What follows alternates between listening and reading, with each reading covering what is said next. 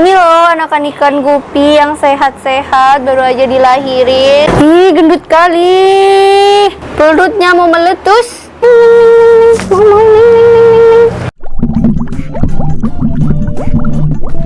Halo Sobat Gupi, jangan lupa follow Instagram @gupipemula dan subscribe channel Gupi Pemula ya.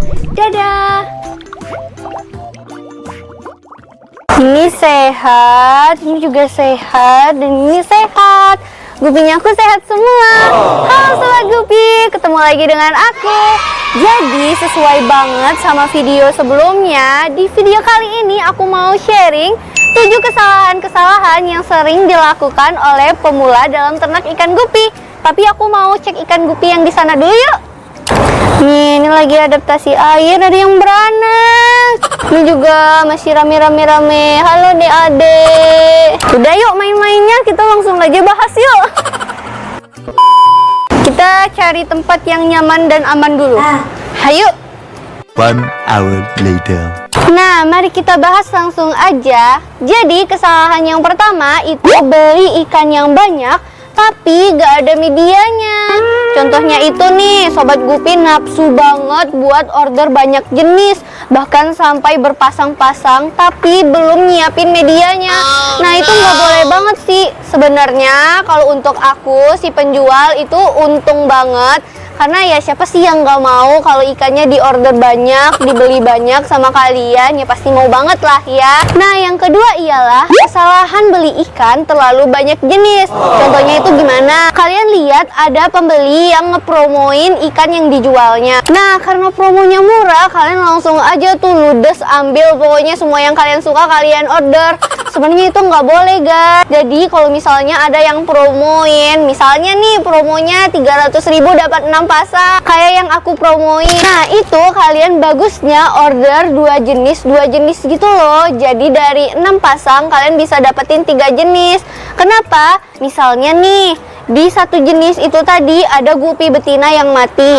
Nah, kalaupun dia mati itu nggak ngerugiin karena masih ada pasangan yang lain ataupun gupi betina yang lain sebagai penggantinya.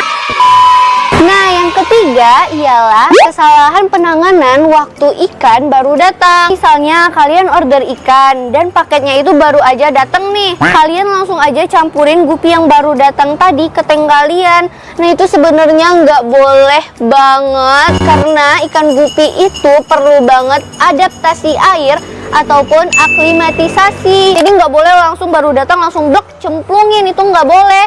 Karena bisa ngebuat ikannya itu stres dan dia bakalan diem di dasar, terus ya kemungkinannya dia bakalan stres dan sakit, bahkan bisa mati. Kan sayang banget guys. Nah, misalnya lagi nih ya, Sobat Gupi punya 1 pasang gupi.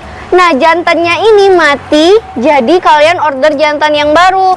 Nah, tipsnya itu ialah kalian gak boleh gabungin jantan yang baru tadi ke dalam tank yang betina, karena ikan yang lama tadi itu bakalan mendominasi dan itu nggak bagus untuk kesehatan gupi yang baru. Nah, yang keempat itu ialah kesalahan dalam penanganan air. Misalnya di sini nih, di dalam baskom ini, itu karena ngelihat airnya kotor, jorok, dan banyak lumutnya, itu kalian langsung aja ganti 100% airnya secara keseluruhan. Nah, itu nggak boleh karena bisa mengakibatkan ikannya itu stres. Jadi, caranya itu gimana? Kalian ganti airnya sebanyak 20%-nya aja. Nah, jadi gitu dia cara agar ikannya itu nggak stres dan kalian nggak salah dalam penanganan air. Jadi, jadi udah berapa kali aku sebut jadi. Yang kelima ialah kesalahan dalam pemberian pakan. Contohnya itu gimana? Memberi pakan secara berlebihan. Nah, itu satu. Terus kalau misalnya ada ikan gupi yang sakit, itu kalian kasih makan. Nah, ikan gupi yang sakit itu mau gimana pun, mau dikasih makan sebagus apapun, itu nggak bakalan mau makan guys. Nah, seperti yang di depan aku nih kan ada banyak banget baskom, dan di sini aku lihat ada kesalahan dari tim breedernya aku. Nah, lihat deh, itu di dasar airnya masih banyak banget cacing sutra yang nggak habis dimakan sama ikan gupinya. Itu kenapa? Itu karena terlalu banyak memberikan pakan, yang padahal ikan gupinya itu nggak sanggup untuk ngehabisin pakan sebanyak itu. Akibatnya, kalian bisa lihat itu cepet banget kotor airnya. Selain mubazir, dia juga bikin airnya cepet kotor. Jadi nanti aku bakalan tegur breedernya aku deh.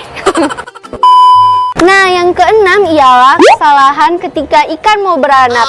Setahu aku nih ya, ikan yang mau beranak itu dia bakalan ngeluarin cairan. Kalau di manusia itu istilahnya cairan ketuban gitu loh guys.